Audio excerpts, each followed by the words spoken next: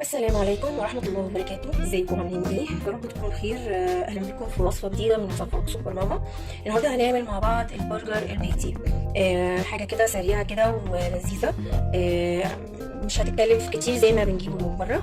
هنشوف المقادير مع بعض. معايا هنا حوالي نص كيلو لحمة مفرومة. تمام. هنحط عليهم اللي هي البهارات بتاعة الكيزر. هو كيس واحد بس كفاية. وهنحط ملح وفلفل، ملح على حسب الرغبة، وهنحط فلفل اسود، ونحط حاجة بسيطة اوي توم باودر وبصل باودر برضه بيدي نكهة حلوة. حاجة بسيطة كده، توم باودر،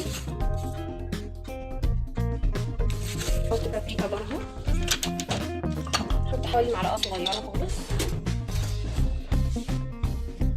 حلو تمام.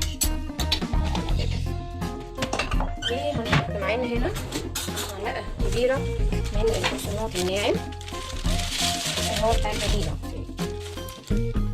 معلقة كبيرة اهي بقسماط. تمام. وعندي هنا ده بياض بيضة واحدة، هناخد البياض بتاعها اهو. تمام.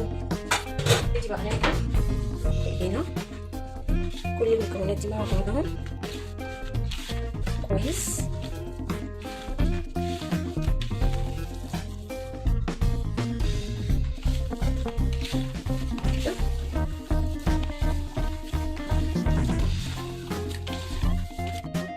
خلاص اهو المكونات كلها اختلطت مع بعضها. نبتدي بقى ايه نشكل البرجر. عندي هنا اي غطا عندكم او عندكم المكبس بتاع البرجر نعمل فيه، مش مشكله. نجيب الغطا ده، وعندي هنا اكياس الثلاجه بتاعتي دي كده. تمام. نبتدي بقى ناخد نشكل كده كده. نبتدي نحطها كده على الغطا ونعملها على قد ايه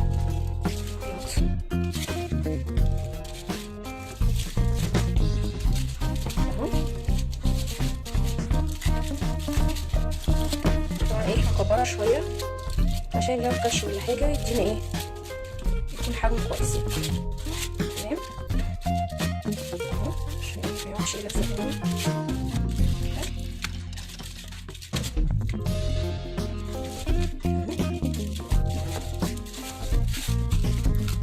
نروح شايلينه كده. نعمل حاجه تانيه مع بعض كده. اي غطا عندك يعني اي حاجه تحبي كده اهو. نفرد كده الاول، بعدين كده بس عشان يبقى كويس.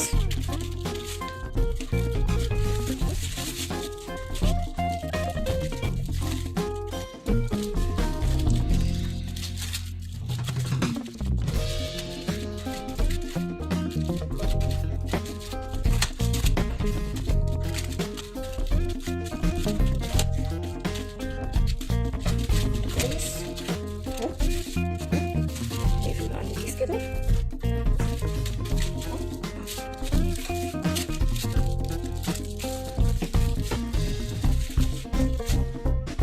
هنا خلاص خلصت الكميه بتاعتي كلها.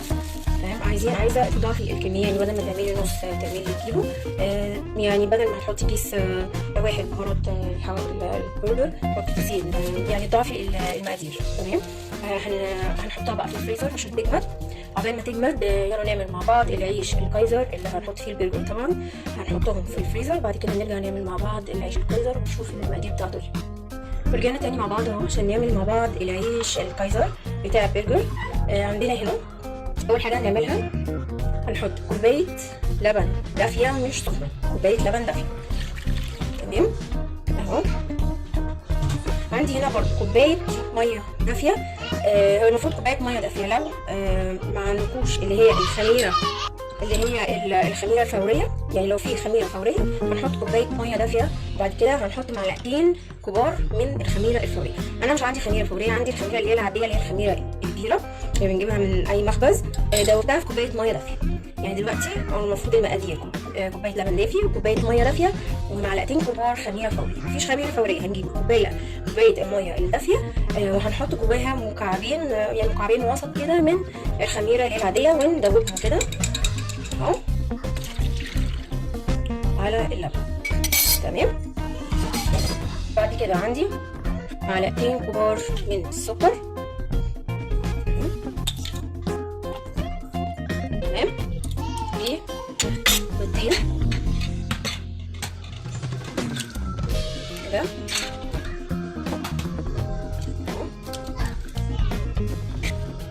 تمام.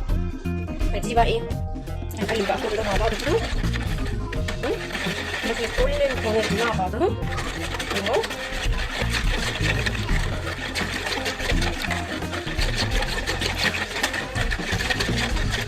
ندوب كله مع بعض.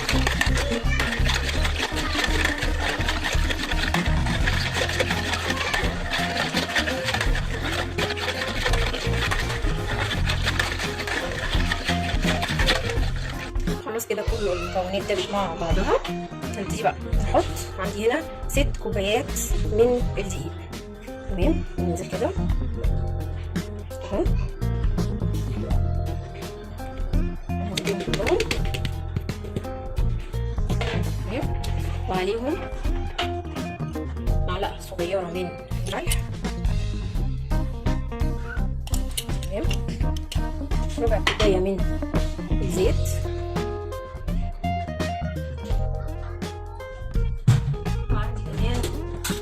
معالق كبار زبده او سمنه، المتوفر عندكم ده ينفع وده ينفع.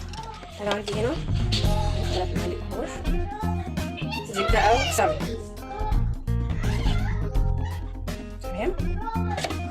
تمام كده. نبتدي بقى نعجن كل المكونات دي مع بعضها كويس. تمام كده.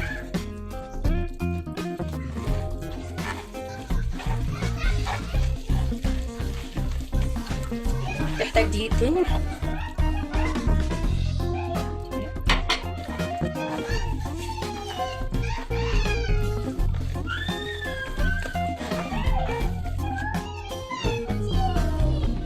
خلاص اهو عجننا كله. بصوا شايفين العجينه معاها طريه ازاي اهي، طريه خالص. هنحطها بقى ندهن الطبق بتاعنا زيت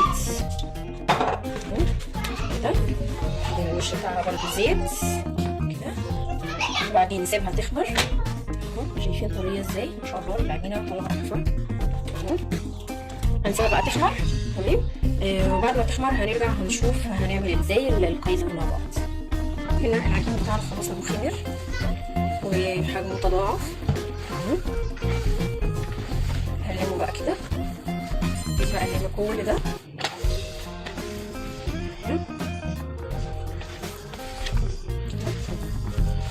كويس، ونبتدي بقى نكورها كور متوسطه. شايفين العجينه ما شاء الله طريه ازاي، ان شاء الله هيطلع حلو هيعجبكم، اتمنى تجربوه. نبتدي بقى نكور كور صغيره اهو. نبتدي بقى نكور العيش بتاعنا كده اهو.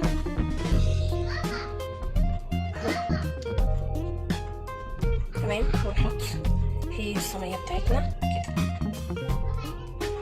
الناحيه التانيه شوفوا كده لتحت اهو كده اهو. عايزين نحاول نخلي كل كرة قد التانية. تمام اهو. تمام. هي بس ايه مدورة كده. نحاول بس نبعد كل كورة عن التانية، مخليهاش ايه لازم نحط لها كده يعني واحدة كمان معاكم. وبرده الحجم ده بتاعكم عايزين تصغروه عايزين تكبروه برده، ده ايه حسب الرغبة، بس ده يعني ايه الحجم الوسط. تمام. نكمل بقى كل الكمية دي ونرجع تاني مع بعض. هنا اهي خلاص كورت عملت كل الكمية بتاعتي يعني طبعا لازم تبعدوا المسافات زي ما انا قلت لكم اهو. هنغطيها بقى ونسيبها ربع ساعة تخمر تاني، هنغير طبقها تاني. بعد كده نرجع هندهن بقى وشها وهنحط السمسم. هرجع لكم تاني بعد ما تخمر بعد ربع ساعة. كده خلاص اهو العيش بتاعي خمر، هحضر تضاعف زي ما انتم شايفين. هنبتدي بقى ندهن الوش. عندي هنا صفارة بيضة حطيت عليها معلقة لبن ورشة نسكافيه، حوالي معلقة صغيرة خالص. هقلبها كويس.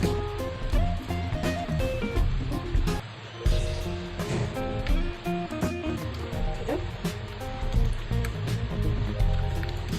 نبتدي بقى ندهن الوش بتاعنا.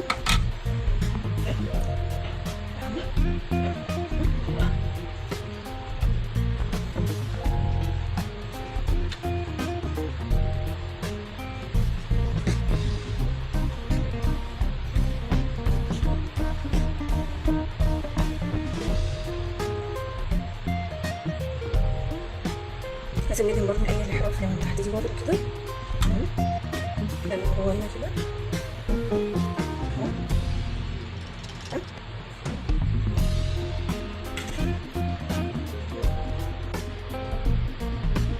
انا هنا اهو خلاص دهنت كل العيش بتاعي. ابتدي بقى نحط السمسم.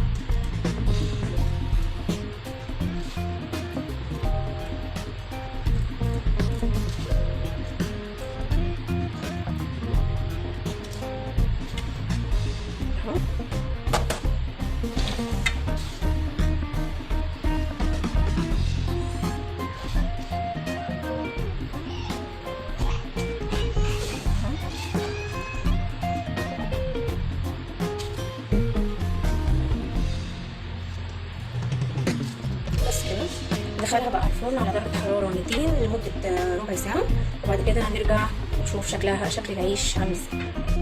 هنا خلاص البرجر بتاعي طلعته من الكيزر. عندي بصل تحمير او جريل او اي حاجة موجودة عندكم تمام. تبقى فيها البرجر. طبعا لازم تكون البلاد سخنة،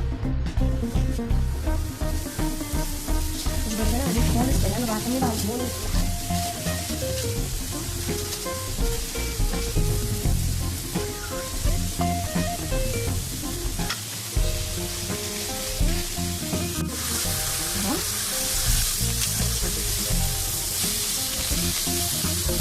طلع زيت خالص. انا مش مكان بقى الدهون مني كده كده ولا بيفك ولا حتى كشف كمان اهو، ولا لسه خلاص بقى الكميه بتاعتي كلها. نرجع نشوف هنعمل ايه مع بعض. انا كده خلاص خلصت كميه البرجر بتاعتي. عندي بقى هنا فلفل الوان احطه كده عشان في نفس الفصل نشويه عشان نحط في الفرن بشكل نفس الفصل اللي عملنا فيها ما نسيبوش نشويه بس كده ياخد ريحة الشوا بتاع البرجر.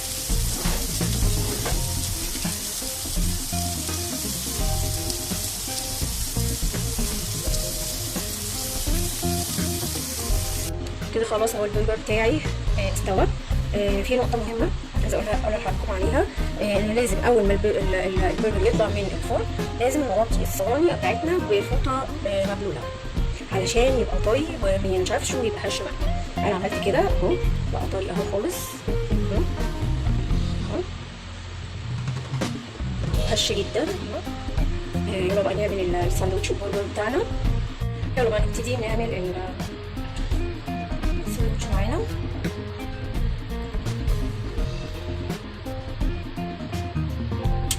شايفين العيش من جوه طري خالص اهو.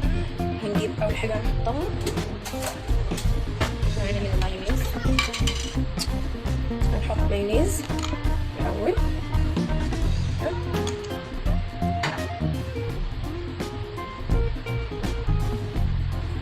وبعد كده عندي خس تمام. وبعد كده هنحط برجر. عندنا هنا كاتشب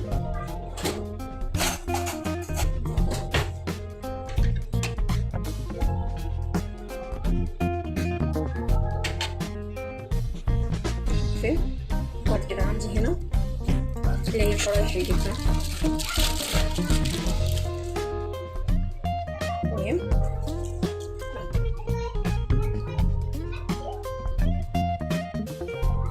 خلونا نعمل واحد تاني مع بعض.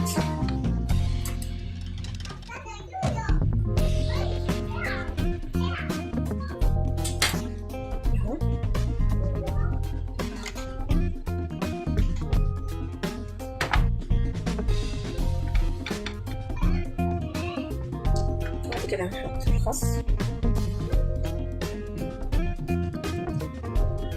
تمام. بعد كده البرجر. بعد كده كاتشب.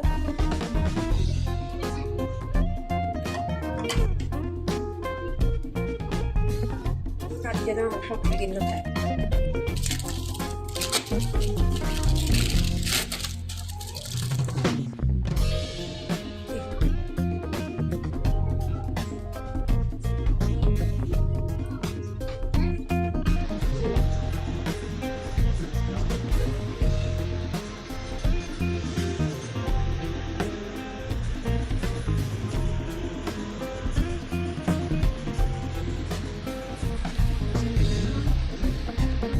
كده نكون خلصنا البرجر بتاعنا الكيزر البيتي الجميل. يا رب تكون وصفة النهارده عجبتكم. استنوا وصفات تانية كتير مع وصفات سوبر ماما. والسلام عليكم ورحمة الله وبركاته.